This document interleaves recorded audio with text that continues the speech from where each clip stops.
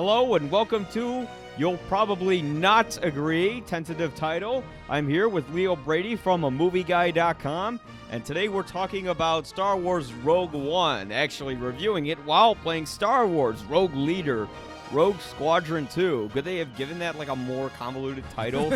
A Star Wars story. A little bit longer. Yeah. All right, so in our review, I guess we'll start off, as I usually do, we'll start off with what you think, and I'll start off with what I think. What did you think of Rogue One? I thought it was pretty good. It is definitely a new type of Star Wars movie, something that we really haven't seen before. I felt like Director Gareth Edwards did a really good job of at least expanding on the universe. I mean, he's taking us sort of to planets that we haven't seen yet, but also at the same time taking us back to, you know, sort of a place between the prequel and A New Hope, and I think he put together a pretty cool cast and made it for, you know, a highly entertaining film, to say the least. Yeah, it was definitely a film that it was even faster paced than Force Awakens. Yeah, you know? like 100%. I think like there wasn't how many. The whole thing is just one big action scene. Yeah, I mean, and I heard from some other fellow film critics of mine about how they found it to be kind of boring in the second act, and I did agree with some people about that a little bit, but I also think that you know, the intro sequence and the end sequence, I mean, you know, from the first act and the third act, you're really, you know, getting nothing but fast-paced moving action, and it's really sort of about it's about getting these group of characters together to focus on a mission, and when they do get together, I really think the movie starts to fly, and it's pretty exciting to watch. Speaking of flying, I'm flying in a Death Star and destroying the towers right now. I gotta destroy the towers. But my thoughts on Rogue One. I thought it was a good film. I actually was not coming in that excited because it was like a spinoff, and now like Star Wars is gonna become like the new Marvel, where there's gonna be a film every year. And that's sort of like another word for special that fits in the sentence, but so it's sort of like how special Star Wars is. It's not going to be as special anymore because it's just something we're going to see every year. So when like this was announced, I was like, oh yeah, what week is it coming out again? Like I wasn't like crazy obsessed with it like I am with like every other Star Wars movie, you know. I mean, I've seen every single one on opening day, I think. I mean, outside of the one that came back out in 1977 and through all the original, because I wasn't born yet. But when I saw it, it's like I really liked how it was a Star Wars film that actually emphasized the war in Star Wars. You know, it wasn't just you know, a casualty-less war like the Clone Wars or like the Battle of Endor, where, you know, the what are the teddy bears' names again? Ewoks. The Ewoks were dying. Like, where you didn't really care, and I just died. But you see, it's just like that, like a video game. Like, you die, you don't really care. Well, I do if I'm dying. But, like, some NPCs dying, I don't really care. But, like, it actually, like, I'm not really giving anything away, but it gives you a sense of loss and a sense of desperation, you know, in the actual war, you know, between the rebels and the Empire. And I thought that was a really interesting kind of different direction that Gareth Edwards took. You know, Gareth Edwards known for Godzilla and monsters. And I was like concerned when I heard he was going to be a director because I didn't really like Godzilla that much. Like, because the trailer was so promising. They were playing Ligeti, where everybody was like jumping out of the plane, and you're like, oh wow, this is going to be like intense and scary, and it's going to be a lot like the original Godzilla, which was actually like kind of a very deep film in a lot of ways about nuclear war and all that. And then it just turned out to be a dumb monster movie, and then like 90% of the picture focused on Aaron Taylor Johnson's character, who was completely uninteresting, and they killed off Bryan Cranston's character. It seems to be sort of a little bit of a trait with his last two films, even when you think about it that way, where, you know, because that's been a lot of the major complaints that people have had about Rogue One has been character flaws and character development, and a lot of people felt like these characters were undercooked in a lot of ways. But I think, like, when you see the entire, you know, I don't want to give too much away, but when you see the entire final product, I think you understand why some of them are undercooked. And I think that's sort of all germane to the story. Right. Well, I mean, the thing is, I do agree that I thought that one problem I had with Rogue One was I didn't think the protagonist Jyn Orso and the other guy played by Diego something. Who was the other guy? Diego Luna, Caspian Endor, or whatever his name is. Yeah, like, I didn't think they were very dynamic characters. I thought they were kind of bland and... You know, they like I was kind of interested in them. Like, it had nothing to do with the performance. Their performances are actually really good, and I was relieved because I remember I saw the trailer and I was like cringing a couple times. And she's like, "This is a rebellion, right? I rebel," you know. And then like Forrest Whitaker did sound kind of goofy in the film. Like he had some semi-Jamaican accent. Yeah, I mean, hello, child. I haven't seen you in so long. He's suffering from COPD. He's got like some form of respiratory issue going. Which somehow makes him Jamaican. I don't know. Maybe I'm just racist. No, but no. I think like I think like some of these characters, I think you're supposed to sort of view them all as sort of, everybody keeps using the term ragtag group. Yeah. There are people who are very lost out in the universe in a post sort of broken Republic world. That was one thing I loved about Episode 3, I will say. Like when, Natalie Portman says, "So this is how Liberty dies" by thunderous applause is actually like a reflection of George W. Bush at the time. And, God, we're living in that now. Right. Well, and it's kind of an interesting sort of, addition to that universe in terms of just like creating a collection of characters and people, that aren't usually represented in the universe. Right? Yeah. I mean, it's sort of a taking it back to the old Star Wars films and making it right. Yeah. God damn it! Fuck! There goes your ship. But yeah, it sort of goes the Empire back. Wins. Yeah, the Empire wins again. But it goes back to sort of the older Star Wars films, and it sort of makes it in a lot of ways right. Making a female actress the lead. Yeah. You've got like a Latino, you've got an Asian, you got two Asian characters. It feels weird though that Star Wars is a universe where it's like about diversity so much. Right. Like, you have a world full of like aliens and stuff, but you're worried that there's not enough black guys in the film or something. Like, Like I mean, I kind of get it because Lando was kind of like a backstabber in the film, and well, they cast Samuel L. Jackson as Mace Windu, which was kind of an odd choice because he's the guy who yells "motherfucker" a lot, and he's the wise Jedi. Like you couldn't have gotten like Morgan Freeman.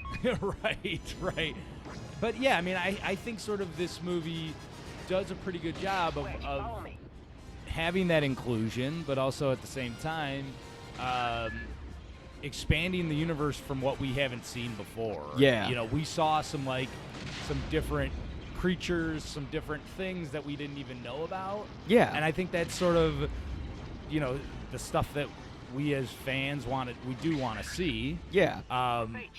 I think we can talk about fan service a little bit later, but which I know is a big problem for a lot of people. But like you said, when it gets into those set pieces of like war, when they're fighting on the beach, there's a sequence where they're fighting on the beach with It's like Semi-Private Ryan in Star Wars, except you're not gonna see like a stormtrooper with his guts hanging out going "Mama, Mama," like you're not gonna see that. No, but and then you've got like that intro. I mean, I love the intro part. I don't know how you felt about that. Okay, yeah. So we should get into that. Yeah, we should talk about that. So this is the first Star Wars film that doesn't have an opening crawl. Actually, it's it just says "long time ago in a galaxy far, far away," and bang, just smash cuts to like an exterior of the sky. And I thought that was a great decision. I did too. Like some people don't dig it.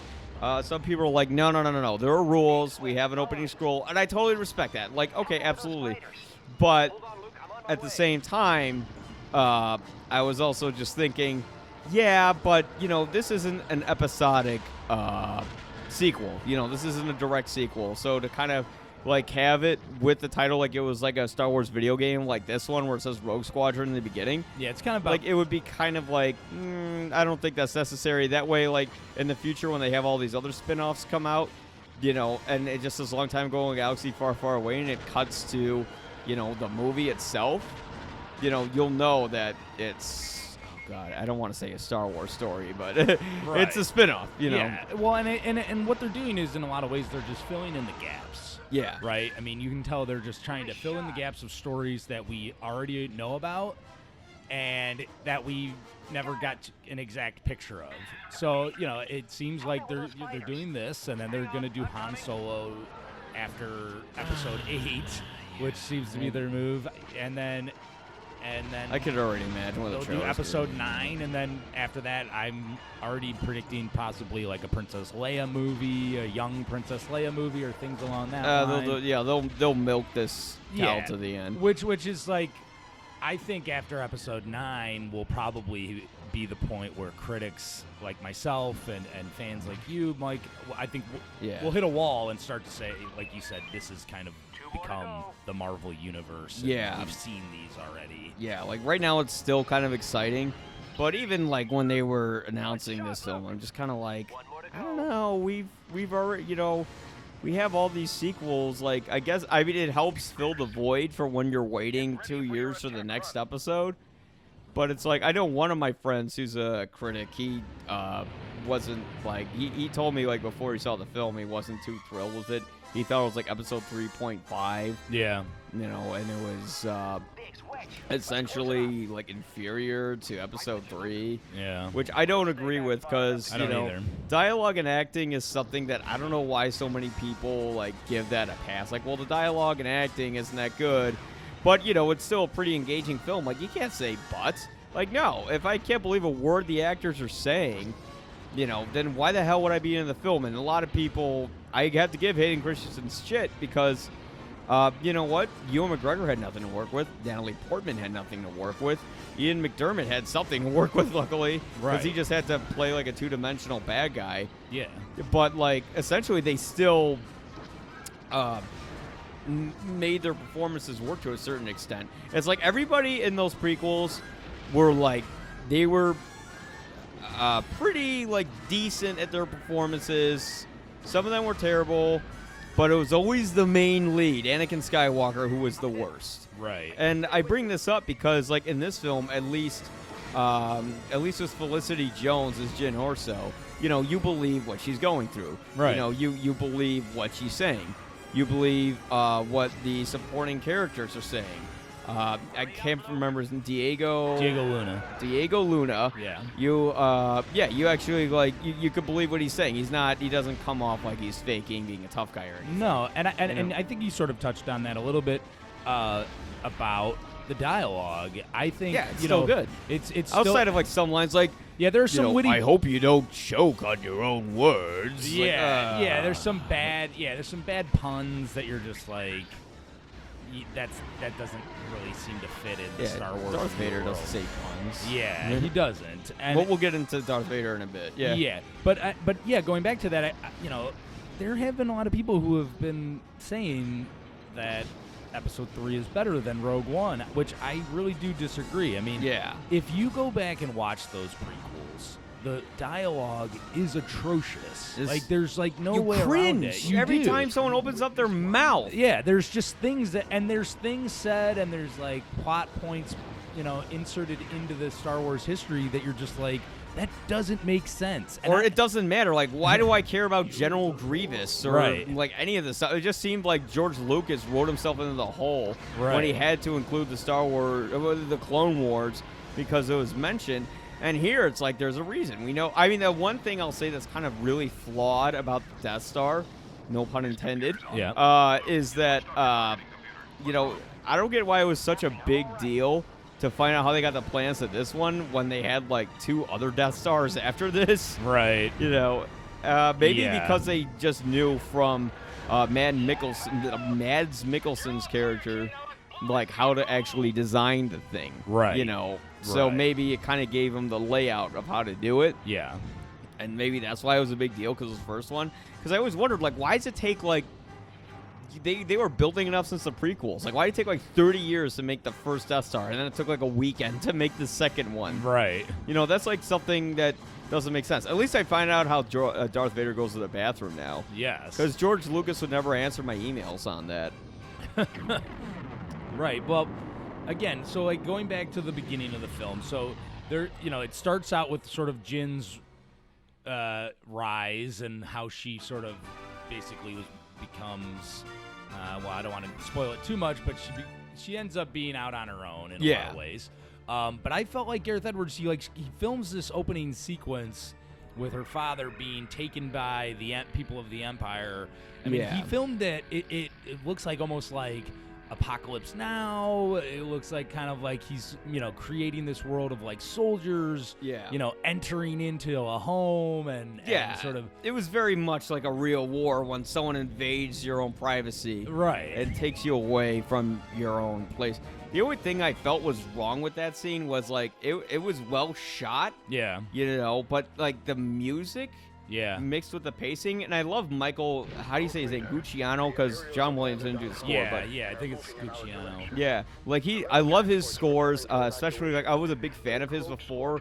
Like he even did big Hollywood scores when he was doing the score to the Medal of Honor series. Like I don't know if you know his scores. No, I never heard of that. Oh, you gotta hear those. They're gorgeous. Like Medal of Honor Underground, Medal of Honor Frontline. Yeah. Like he did the scores to those, and they're just fantastic. Like when I heard him immediately, he reminded me of George Lucas. Yeah. I mean, not George Lucas. John Williams at the time. Yeah. And Michael Giacchino. Giacchino. Yeah. I'm sorry, Michael Giacchino. Yeah. I'm not trying to make fun of Italians or anything, right. But I felt like his music in that scene was a little too click-tracky. Yeah. A little too Mickey Mousey instead of emotional when this like really sad thing is happening. Right. And that was kind of the same thing Gareth Edwards did with Godzilla, where the music was saying, "Here's a big bad monster, boom, boom, boom, put in heavy treble." Yeah. Like it was just kind of going like step by step with its sounds. Oh, do you want to try this? Yes. Let's see Leo try to do some Rogue Squadron gameplay. Okay, so R2 is your accelerate, L2 is to brake, A is to fire your weapons. Okay. And oh god, don't crash. Yeah, all right. And then you want to hold Y, and if you hold Y, that'll show you your targeting computer. Yeah. So, anyways, while he's going, while Leo's trying to figure out the controls, what I was gonna say is that with Gareth Edwards' sort of click-tracky music, like it felt a little bit like, like it was taking me out of the moment of many scenes where I should have been feeling much more emotional. Yeah. And like. It's, just like, the I don't want to give too much away, but like some sad things happen in the beginning, And then here's one thing that really irked me though, is like when they actually showed the title of the film, it was like after this tragic event happens, and then it comes out with this big title saying like Rogue One, and it had like this knockoff-ish sort of Star Wars music with it, like. And it's just like, what the hell? Like, is this like a TV parody? Yeah. What is weird. this? Yeah, I mean, I think like they didn't. It looked just confusing ultimately. Yeah. It seemed like they didn't really know what they wanted to do for that opening sequence because they were taking the crawls away, and it kind of was off-putting after what I thought was a pretty good intro sequence. Yeah. Oh, you gotta break your ship and hold. You see where Y is? This is a button at the top. Yes. Yeah, hold that. There you go. Now you can see that in green, that's what you want to shoot. Yeah, and then like the other trigger to your left side will make you brake, so then you have more time to shoot them down. But yeah, it felt like they didn't know what to do with that. Like they knew what to do, like how to start off the film without an opening title sequence, but then like when they actually give you the title, it came at like the most inappropriate time because Jin was like hiding out for like 15 years or so. Yeah. Which I didn't even get that sense of time. So that was sort of a pacing issue. And then they just cut to like the silliest opening title ever. I was just rolling my eyes like, ah. Yeah. And then some of the pacing, I would say, like in the beginning, and yeah, even in the middle, like was kind of turning me off because I'm just like, oh man, they just keep flashing up these names of these planets every time they cut to them, and I'm like, we don't really need a title card for the planet, It's Star Wars. They've never had to do that. I agree with that. I think there were some things like that, I think most fans almost shouldn't care that much about it. It's like you're saying, like when we're seeing all these titles of these planets, it's like, well, we don't really need to worry about that. Yeah. You know, like we just care about the mission. Yeah. Yeah, and that was the thing. Like the first half, like I don't know if I was particularly invested in what they were doing, because I just thought, we all know what's going to happen in the end. We all know they get the plans to the Death Star. Yeah. But, like outside of that, like I didn't really care. Uh-oh. Did we die? Yeah, we died. Hoff's exploding. No. Hoff's being taken over. Oh, mission fail. Yep. I'm replaying the mission. I don't care. Yeah. You got to slow down and shoot them, so then you get plenty of shots in. You like kamikazed one of them too. Hey, gotta do what I have to do to get the job done. Yeah, but but I felt like the beginning / middle was kind of slow, but then like it picked up a lot in the end, because the third half of that movie was fucking sweet. Yes. Like, oh my god, like I haven't seen a great Star Wars space battle since Return of the Jedi. And that gave us that. Yeah, it did. And it was fucking intense. It was like the Endor fight without the Ewoks, you know? Yeah, I mean, with real casualties and stakes, and it's like you people don't blowing stuff up. Yeah, and the great thing with this movie is that we don't know whether these characters are going to live or if they're going to die. Right. You know, and I can't go further into that other than that, but. That was the great thing about it. Like, this is... Oh, don't worry about the AT-ATs just yet. Just the ATSTs. You gotta turn back around, then. There you go. There you go. Yeah, shoot him. Oh, you're missing. Oh, all right. I'm really bad. That's all right. I haven't played video games in, No, that's okay. 5 years. That's good. I wish I didn't. It wastes so much of my life. But I mean, but through the middle act, though, I thought it did start to pick up, though. Yeah. Like, once they, after they met Forrest Whitaker and all that stuff happened, yeah, like, you start to get excited. Yeah, I mean, and it kind of, like, reaches this sort of, like, common goal, like every character bonds together and sort of they all understand like what they have to achieve. Yeah. And I think like that sort of theme was like at least something that we could grasp onto and sort of have fun watching them all try to achieve it together, which is like very rare, I feel like, for some of these Star Wars movies. Yeah. It's like usually we're focusing on like central characters, whereas opposed to here we're focusing just on the goal at hand. Yeah. And that's sort of like at least, entertaining for the time being and something new, like you talked about. It's really not your typical Star Wars film. I mean, this is like, I think this is the first movie outside of Darth Vader, obviously. Yeah. Which we'll talk about him later. But it's the first movie where none of our characters that like we're watching have the Jedi power. Like the existence of Jedis is gone. Yeah, it's more like there's a man who believes in Jedis. He was blind, and he always says this prayer, which is, I am with the Force is with me. I am with the Force is with me. Which is like your kind of version of God, I guess. Well, at least you got one. You got something done. Yeah. I'm not good at this. Here, I could try it.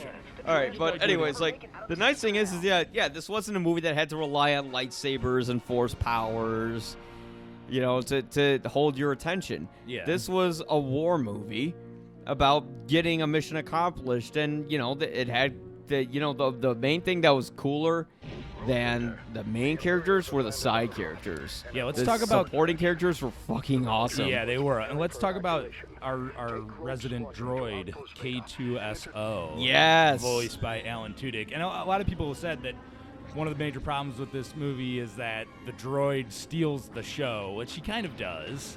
Yeah, but I was okay with that. I don't think that was a problem with the movie. Right. Like, he was great. He was like C-3PO if he was a badass killing machine and didn't have horrible anxiety.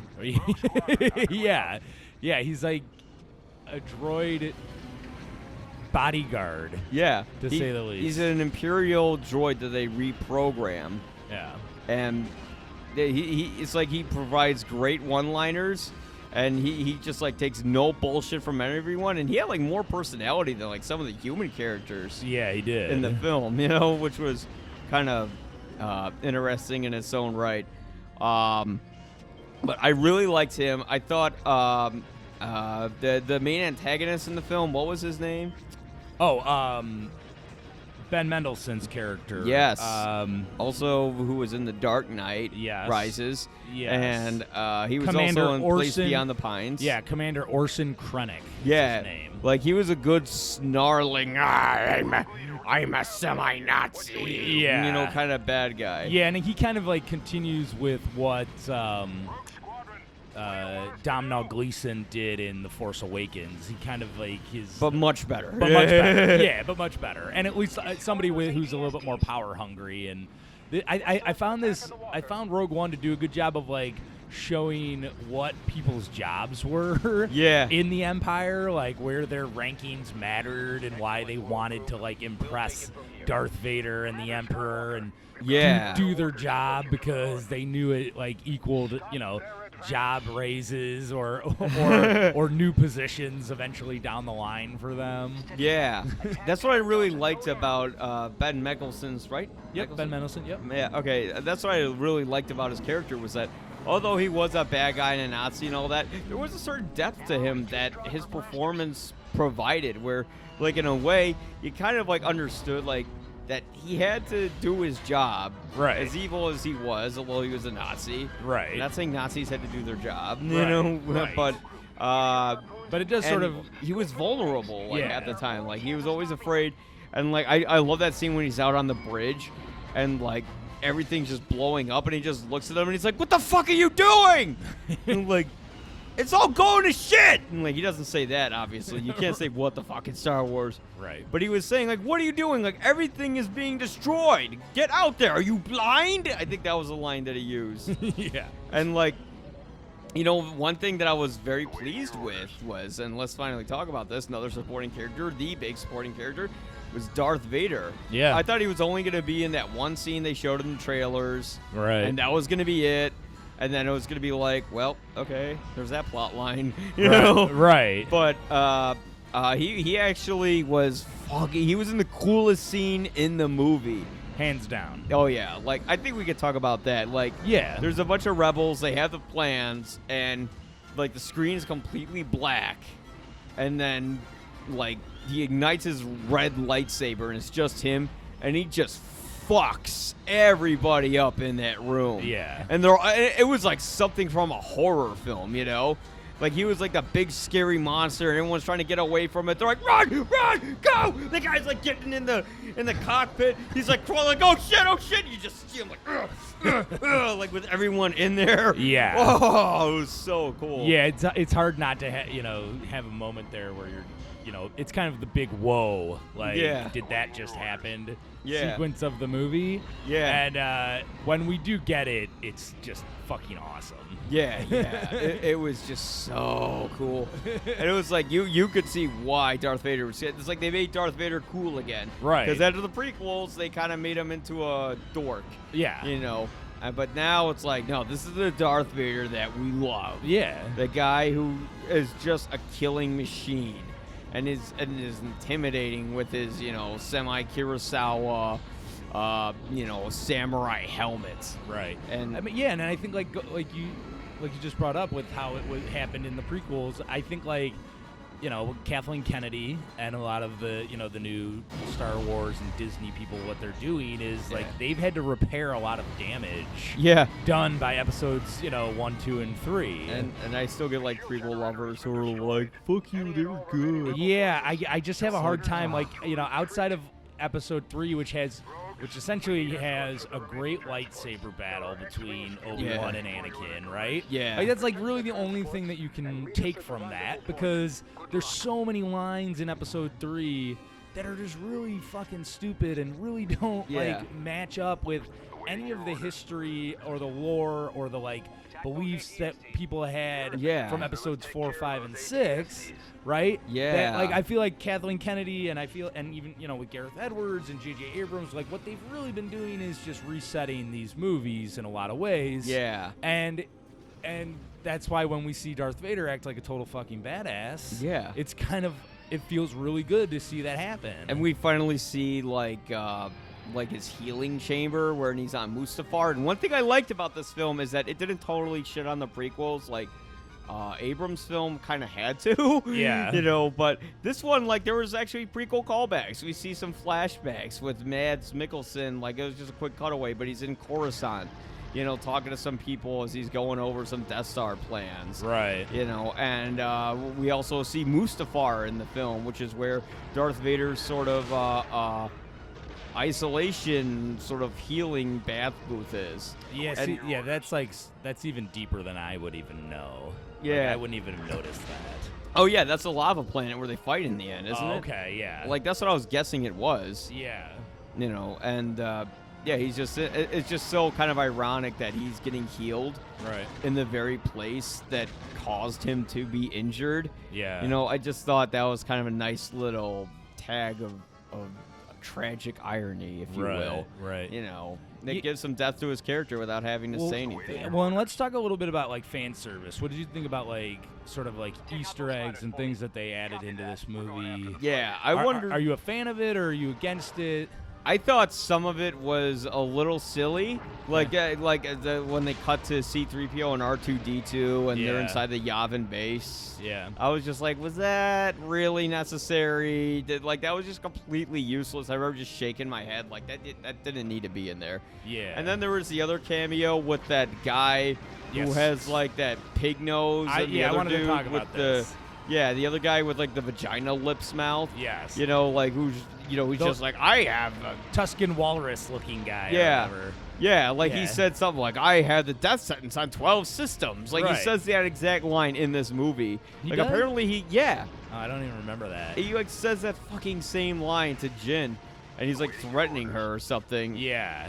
Which didn't make sense because, like, and again, spoiler alert, but they like before like this they show this guy.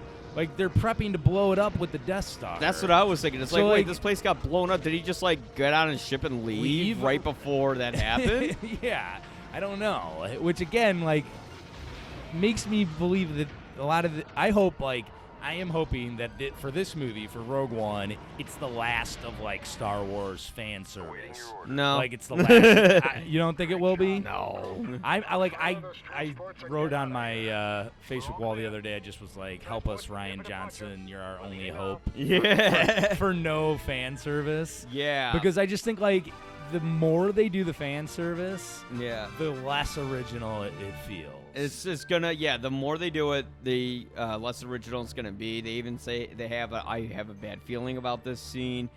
Yeah. And you know, it's gonna run real dry real soon. And this is something I was saying on the last episode of the podcast where I said that Force Awakens, J.J. Abrams is kind of the guy who is the sequel fixer-upper guy. He's the guy who kickstarts your engine to make sure it works. Yes. You know, but then Rian Johnson is the guy who did Brick, which is a movie that's sort of like a 1940s drama set within a high school, which is really different. Noir film. Yeah, very kind of Humphrey Bogart-ish. Right. You know, in his dialogue. I'm a big fan of Brick, by the way. Yeah, Brick's a good movie. Yeah. And he also did Looper, which is... I'm also a big fan of Looper. Yeah, it was... I thought it dragged on with the whole, like, second half where they're, like, in a little farmhouse. Yeah. But... that was a movie that was also very outside the box. It was a movie that was essentially a spy versus spy thriller where the spy is his own future self. Right. And they're fighting it like very different kind of movies, you know? And, you know, Abrams is the guy who did the Mission Impossible reboot, the Star Trek reboot, and Star Wars. And I'm hoping that Johnson is going to make the film that's going to be different, you know? Yeah. Abrams, got the gear of the car where we need it to be. He's driving straight. Now we need Johnson to take it in another direction. Yeah. We don't need the Empire Strikes Back 2.0. We don't need to have like Finn go to some city-like planet with Poe and then get stabbed in the back, and Rey gets impatient with Luke while training, and then she has to go save Finn or something, and then she has some sort of fight with Snoke in the end that's reflective of this fight with Darth Vader, and then he tempts her to the dark side, and there's some sort of plot twist. Somebody frozen in carbonite at the end. Yeah, I mean, I agree with that. I do think, though, sort of what I wanted to talk to you about was I actually, outside of the prequels, right, I find Star Wars movies to be really hard to get wrong. Like, I'm often baffled at how shitty episodes 1, 2, and 3 are. Yeah. Because, like, when I look at Rogue One, I'm just like, it's not that hard to, like, make, you know what I mean? Again, I know these movies are hard to make, but I think, like, you just got to make sure that, like, the action's there and that the adventure is fun for and we us. like the characters. Yeah. That's why The Force Awakens worked, and, like, nobody touches on that. Right. They're all like, well, is it a copy of A New Hope and all that? And I totally get that. That's totally legit. Like, I think since it took, like, 32 years since Return of the Jedi for a sequel trilogy to come out, and then the best they could do was a fucking soft reboot that was a copy of A New Hope. Right. I totally understand that frustration. That argument is very valid. But at the same time, the character, I liked the characters. Like, although Rey was a Mary Sue, although she was, like, good at fucking everything, she was still, you believed what she was feeling because of Daisy Ridley's performance, Right.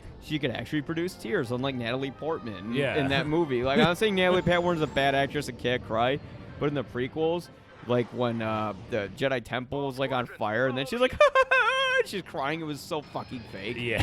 But that's because, like, George Lucas couldn't direct his actors. Right. And also she just played, like, a helpless victim in that film. And she had to say the word youngling. Yeah. It's just, oh, God. It's so bad. And every scene that they shot was just, like, A camera, B camera. Right. Like, just flat, boring shots that was kind of reflective of sort of how a Saturday night serial would be shot. Right. But then, like, it just got stale by the time 2002 rolls along. Yeah, like we talked about this. I think there's way more depth to Force Awakens than people give it credit for. Yeah. And I think with Rogue One, there didn't have to be that much depth. Like, I think, like, people wanted depth with the characters. I get it. But in terms of just, like, the story that they were telling, it's very much a filling story into the series. Yeah.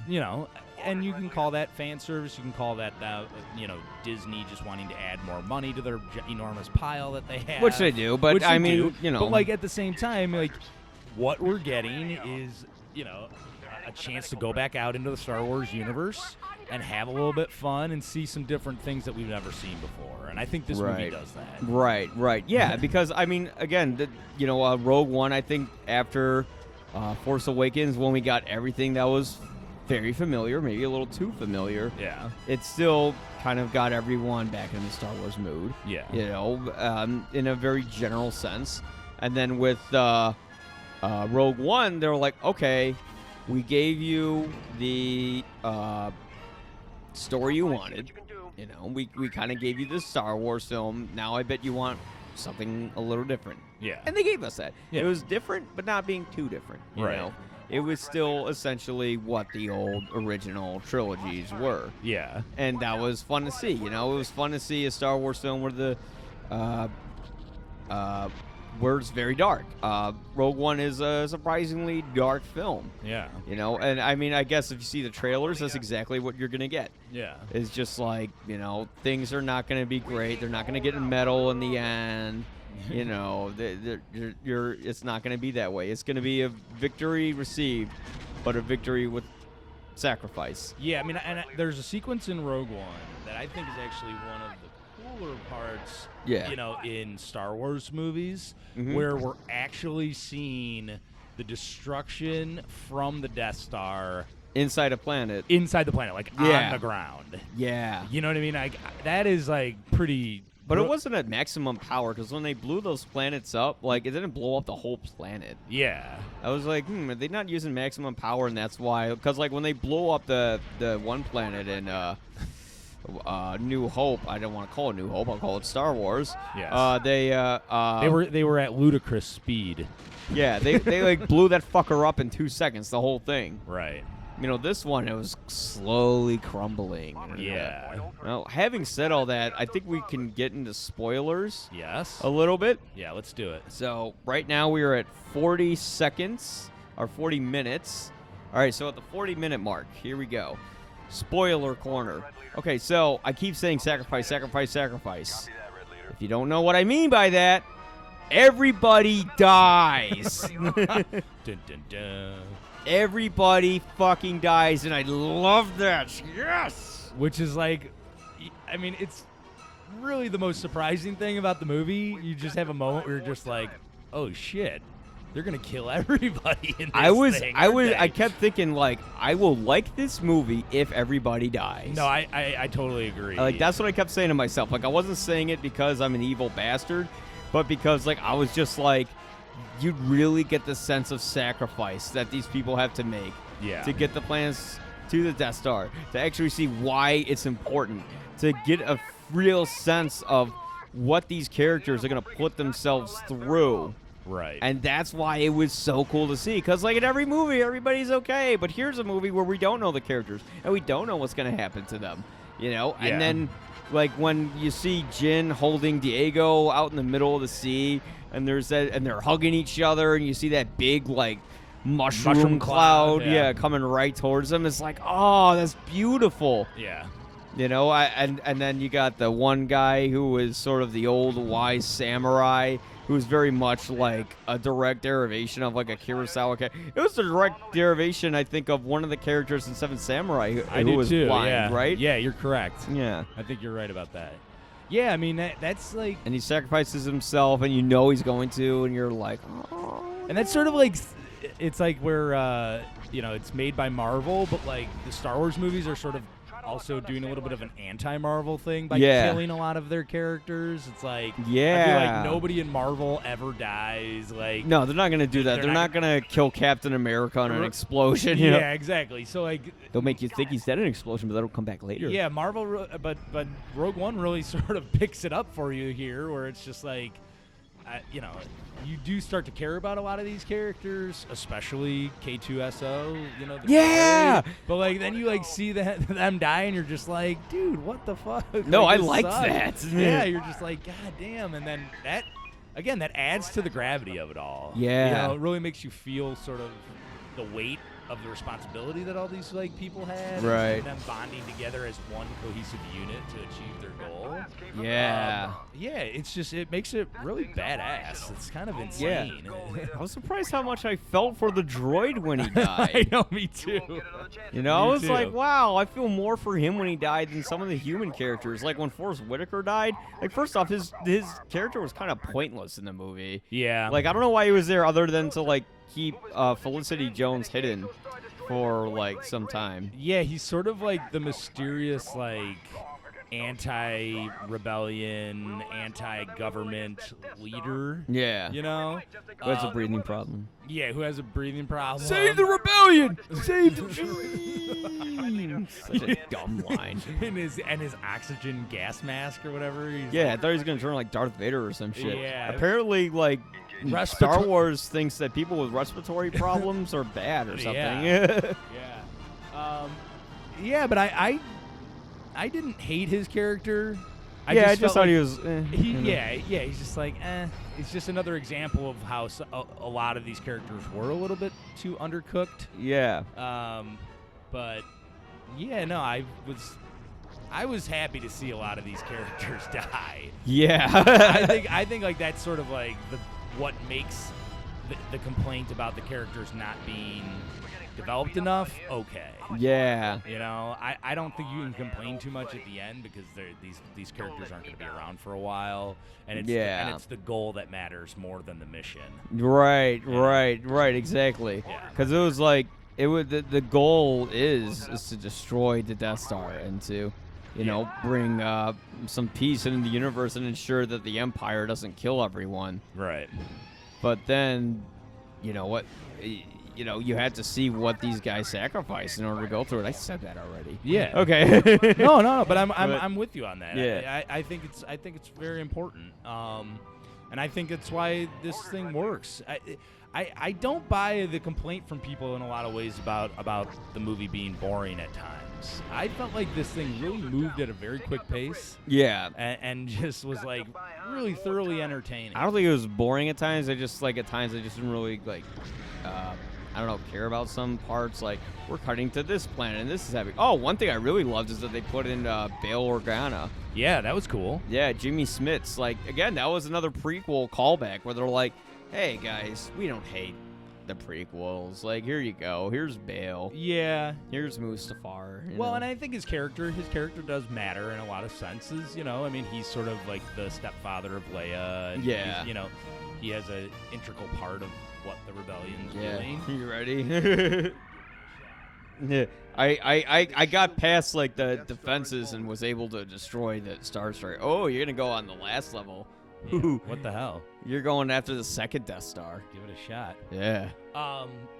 So let's get into since we're talking more spoilers. Yeah. Let's talk characters being brought back from the dead. Yes. Oh, why didn't I bring that up? I knew that was in the back of my head. Peter Cushing, CGI. Here we go. Here we go. So, Peter Cushing, what did you think of that CG of him?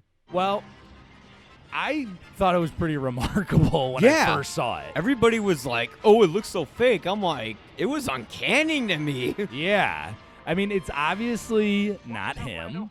So was it? Yeah, Like, right? I was looking between him and the other old guy talking to him in one scene, and I'm just like, I can't tell who's real or not. Like, they both look real. Right. Well, and because, like... Oh, you got to defend the Falcon. They're going to shoot him. Where is he? He's right there. There's TIE fighters. They're going to kill Lando. Why am I not shooting? Lando. Lando! What have I just done? Go there. See the radar? Yeah. Oh, I died. Dude, I'm terrible at this. That's all right. You'll get it. But yeah. Maybe you should go on, like, the first level. Yeah, probably. But yeah, like, dude, that whole part is just, it was shocking at first. Yeah. It was, you know, it is a little bit off-putting. It looks a little bit rubbery. I get people's, like, complaints about that. Okay.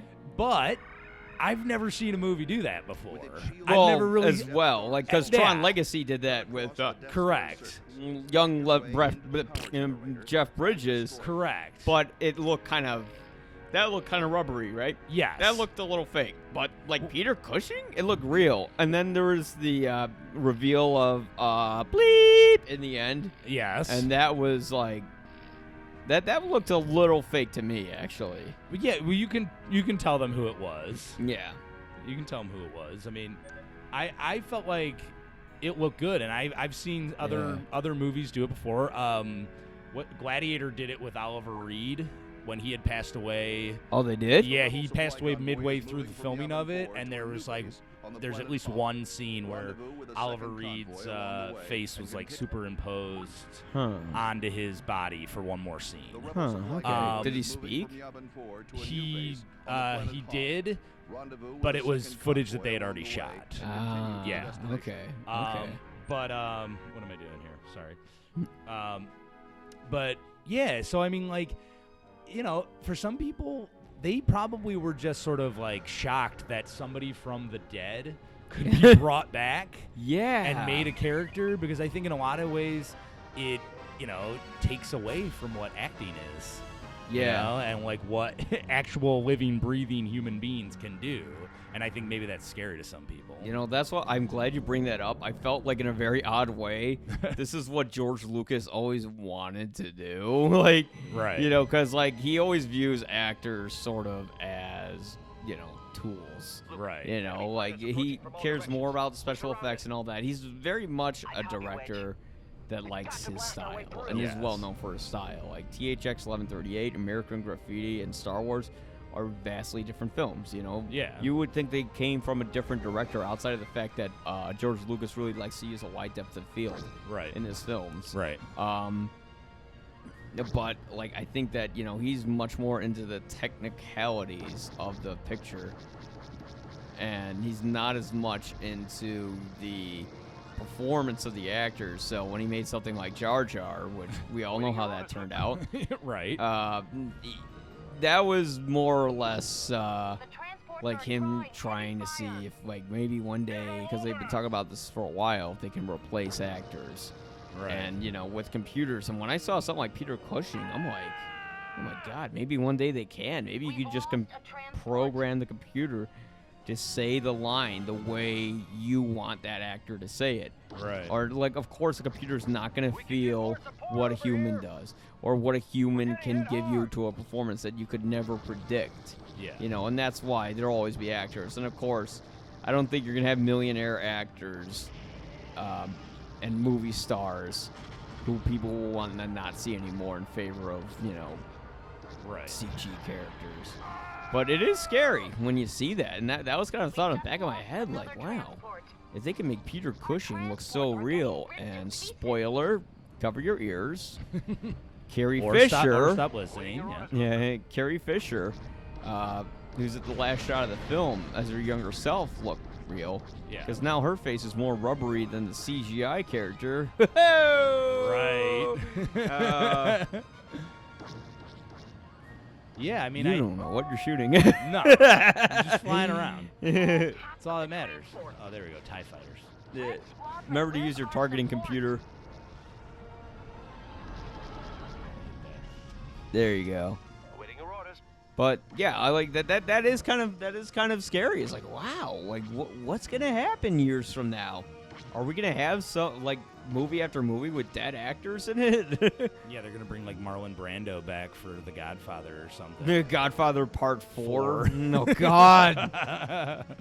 Yeah, I mean, I really was like, what the fuck when he first arrived on screen? Yeah, like, I didn't know he was gonna be in it. I didn't know either. Tarkin was, like, someone said it to me on the last podcast, but I thought they said somebody else, and then I remember, like, I saw that reflection shot. It was like a long shot from the back of his head, you know, and then his face reflects in the glass of the Star Destroyer. Yep. And then you're like, is that Tarkin? Like, there's no way they're gonna, like, make him talk or anything. And then he does, and you're like, Yeah. okay, that was a cool cameo. And then he's in like 5 or 6 scenes in the movie. Yeah. Yeah, no, that really did work for me. I mean, Yeah. that is just something that, like, I had never seen before. Yeah. I get the complaints from people about him, you know, him clearly looking CGI'd and looking like he's a robot, but you got to admit, man, like, we haven't seen a lot of movies that have done something like that and made it actually still work within the story of the film. Yeah. I mean, that's just kind of like, that's brand new to me. Yeah, it was, you know, he was the guy who was overseeing the Death Star and all that. I always wondered, did he have authority over Vader? Because he was telling him what to do, but, like, in general, did he have authority over him? Yeah, I don't know. Like, I don't why think would so. he? I don't think so.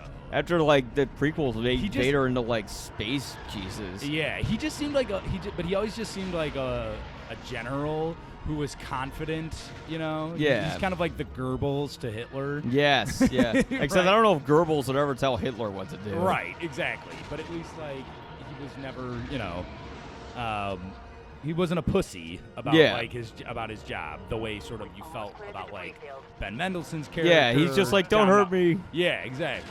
Did you notice that James Earl Jones kind of sounds older now? Like, in that film, like, when he was talking, Yeah. it seemed like they wheeled him in, you know, into the recording booth. He's like, I don't want you to choke on your own words. I'm Darth Vader. I'm like, oh. Yeah, there were some parts what's that, going like, on there? were not exactly clear. Like, it was weird that I believed in dead Peter Cushing more than I believed in alive old James Earl Jones' voice. Right. Yeah, but again, it was pretty cool to see Darth Vader coming back. Oh, yeah. Oh, my God, yeah.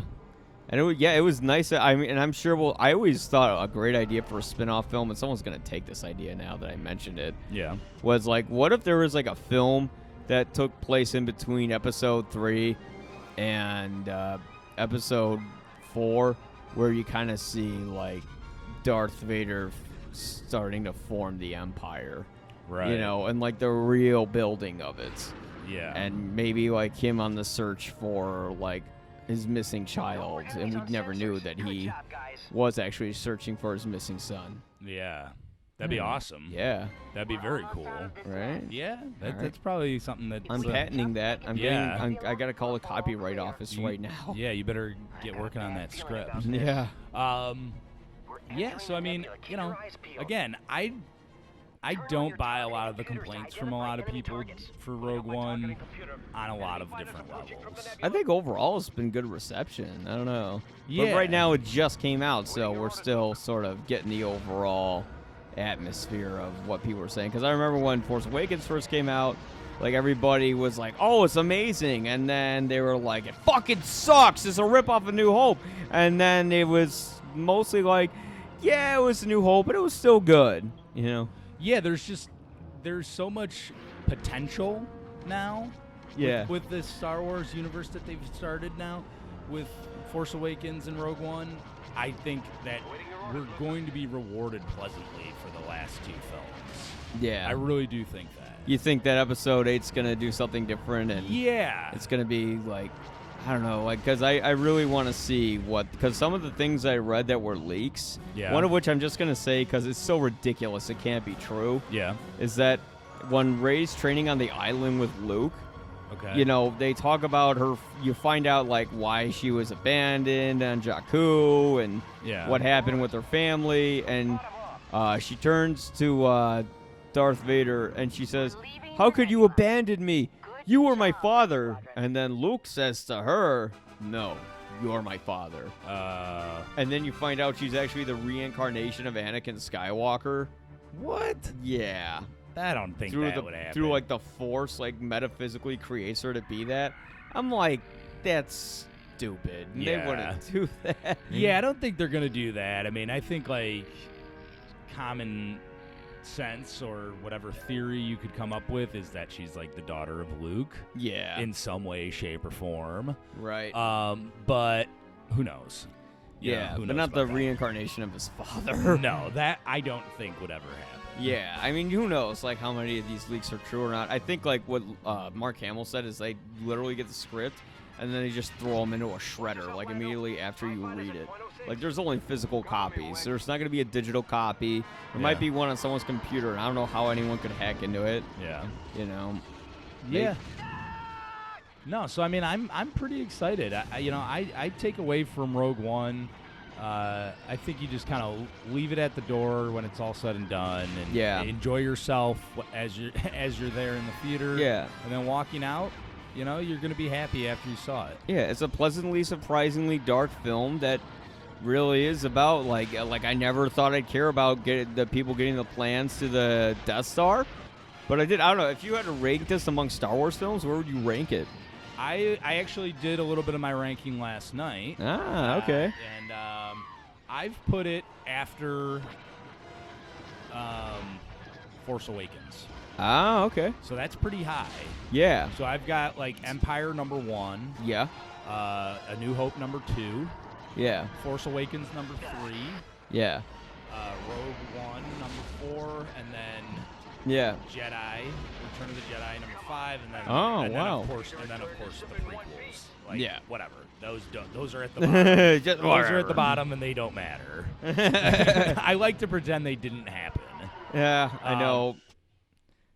But I like to pretend that they didn't happen. But I rank it pretty high, and I think I think Rogue One's one of those movies that with like second and third viewings, you'll like it even more. That's what I'm thinking. Like, I really appreciated what they did with it. Like, at first I was getting like kind of turned off because they're like having title cards for individual planets, and I'm like, oh, that's so cheap. Yeah. But then as the movie went on, I was into it. Yeah. Oh shit! Oh, good. I would. There's just really a lot of like interesting and like sort of tense sequences. Like, oh yeah. When Jyn goes to sort of confront her father on that planet, on that remote area. When she runs into a hologram of him. Yeah. Oh wait, she does actually find him. Yeah. No, that's what I was gonna say. The scene where she's sort of looking at him from afar, and Cassian Andor is got a sniper rifle pointed at him. Yeah. I mean, that's like That's pretty intense stuff. We've never seen that in Star Wars before, where someone's like, "Are you gonna take the shot?" And like, and that's a great thing with Star Wars is like they haven't done so many things, because like Star Wars always had like a very strict sort of guideline. I said, this is how you make a Star Wars movie, Right. Like you can't have stylish shots, you can't have this, you can't have that, and then now, because Disney owns it and people want to see different shit, they can have that, Yeah. They're essentially building a new expanded universe while, yes, tossing out the old one, which, I don't know, what do you think of them tossing out the expanded universe? I don't think it's that bad of a thing. Yeah, me neither. I think, like, they need to sort of just stay on a path. And, Yeah. And because I don't think a lot of fans follow, the books or, comic books that they might have read of it. And I don't even think George Lucas knows about it, and it was just kind of like, you're limiting them if you just have, oh, fuck. I was so close to the core. Yeah. God damn it, I have to beat this now. I think you're right. I felt like in the prequels, right? I mean, we talked about this. I often felt like George Lucas was making shit up as he went along. Yeah, it's like, oh, I thought of these movies way ahead of time. Right, that's why Leia made out with Luke, and that's why there was originally, like, actually a love triangle between Han, Luke, and Leia and Jedi. Right. And that's why, like, if you literally see, have you ever seen the documentary that was, like, Fly on the Wall, sort of observatory footage of just raw footage of the making of Episode 1? No, I haven't seen It's that. like you could just tell on that DVD. Like, it's also on YouTube. You can find it. Yeah. I think it's called The Beginning, the making of Episode 1. Yeah. Like, George Lucas just sits down with a notepad, and he's like, okay, now I need to come up with an idea. Like, you're just like, yeah, that's pretty much how I imagine he'd make it. Yeah. Well, I mean, He just wrote one draft. Nobody challenged him because he'd fire you on the spot if you did. yeah, and he essentially, I mean, he for some reason changed the entire theory that people had about what the Force actually Midichlorians. was. Yeah. I mean, like, and you can tell with Rogue One, I mean, they've got that character, the blind character, who sort of believes in the Force and believes it as this, like, religion, generating power or something. As long as he had confidence in the Force, he would be okay. Yeah. And I think, like, that's again Kathleen Kennedy continuing to set things right. Yeah. And say to herself, like, hey, midichlorians is not the like. I really wonder what happened in those back room, because did you ever see his interview with Charlie Rose where he called Disney white slavers? Yes. Yeah. Yeah, I did see that. Yeah, like, you see the whole interview, or what he said, like, it's a retro film and this and that. And but, like, the funny thing is like, I really wonder what happened in those meetings. Yeah, where like George Lucas just didn't like. What did they say to him, or what happened? Did they just basically say, well, no, he said they wanted to make a film for the fans, right? And then what he was offering was not for the fans, and they just told him, like, thanks for your money, get fucked. Well, thank God. Yeah. I mean, thank God they did that. I don't know. I mean, I wouldn't go that far. I think, again, the prequels actually had great ideas. It's just the way he executed them weren't that great. Right. And I would have loved to have seen what Michael Arndt would have done with that screenplay if they allowed him the 2 years to write the script instead of just kicking him out the door. Right. And then getting Lawrence Kasdan and J.J. Abrams only 6 months to write the film. Yeah. I mean, because, like, the dialogue in those prequels is wooden and shitty. Yeah. It's just wooden and shitty. And but it's like the ideas were great. It's just the execution was shit. And I would have loved to have seen what his ideas were for these new films. I mean, there was one rumor that they were going to be teenagers. Obviously, you didn't want that. Yeah. But I guess I understand why he's upset. But I really wonder what happened in those meetings where he, like, would go as far as to call them white slavers publicly, on television. Yeah. Yeah, it's pretty intense stuff. Yeah. He's not, He always seemed like a grouch. Yeah, he seems pretty bitter about it in the end. Yeah. He compared it to a divorce. Yeah, probably. I mean, it's and business is difficult, I think, these new movies are, yes, they're for the fans, but I think also too, Kathleen Kennedy, people at Disney, they tend to know what they're doing. Oh yeah, Disney. I mean, what franchises they fucked up so far? You got to admit the Avengers franchise, in terms of franchise, is one of the best fucking franchises ever. Right. Because they barely made ever any shitty movies. Yeah. Look at Sony on the other hand. Right. They suck. They've had to sell Spider-Man back to Disney just so that they can get it right. Yeah, it's literally called Spider-Man Homecoming, as in we got the shit back, bitches. Right. Oh yes. Oh. You're. This would be a good note to go out on. Yes, it would be. Yeah. So I mean, ultimately. Let's not end this on a 2016 note. Right. Ultimately, again, it's Rogue One is entertaining, and entertainment is usually what we want out of our Star Wars films. Yeah. And I think and it's also kind of deep for a Star Wars movie. Yeah, and I think in terms of deeper characters, you're not going to get that out of this. You're going to get that out of, The Force Awakens. You're going to get that out of Episode 7 and more Episode 8. Episodes 7 and 8, because that's Yeah. even the original Star Wars, they weren't that deep. Right. It wasn't until Empire and Jedi. That's one. I mean, that whole one line, "No, I am your father," is what created this whole right prequel and all that stuff. You know? And I think it comes down to the fact that we love these characters, we love to see these movies, and I really don't think they're too hard to screw up for us. We just want to make sure we enjoy going back out into the Star Wars universe. Yeah.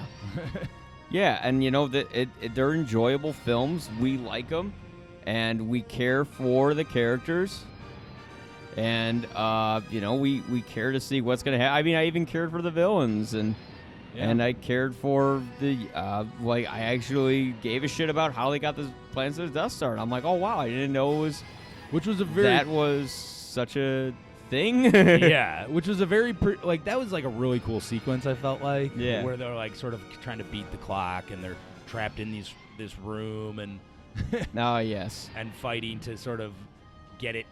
They had to shoot when she had to jump onto that data center. And, she had to climb. Yeah. I mean, it made the characters get a little physical. It, put them in deathly situations the whole way. There's a real personality to them all. Yeah. We're gonna make it. We're gonna make it. There you go. Yeah! Oh, what a way to get it done. Woo! With one life left. See? But it doesn't matter because they make Starkiller Base. Yes. Yeah, it doesn't matter because we'll be in The Force Awakens next. Wow. We did it. Yeah. We did it. That's a good note to go out on. That is the way to get it done. Is there anything else you want to say about Star Wars Rogue One? No, I think fans should just go see, not too much more to add. I just think fans should. Look at that prequel shit. There you go. I think fans should give it a shot. I think a lot of people will be a lot more entertained than they're expecting. And, I think these Star Wars movies, they're continuing to do a good job of setting our expectations high and achieving that goal. And I'm excited to see what Episode 8 is going to bring. Yeah, I am too. I'm excited, but they need to fire Colin Trevorrow. Yes. Please, go away, Colin Trevorrow. You suck ass. On that note, fuck Colin Trevorrow. Yeah. Hopefully, God bless Ryan Johnson. Thank you, Gareth Edwards, for giving us a good, enjoyable, strong film. And we will see you next time. Again, I want to thank Leo Brady, who really essentially acted as the host today, but Leo Brady from themovieguy.com. You can catch all of his material there. I'm Mike Crowley. This has been Rogue Squadron, Rogue Leader, Rogue Squadron II. And we will see you next time, and you'll probably not agree. Goodbye. See you guys.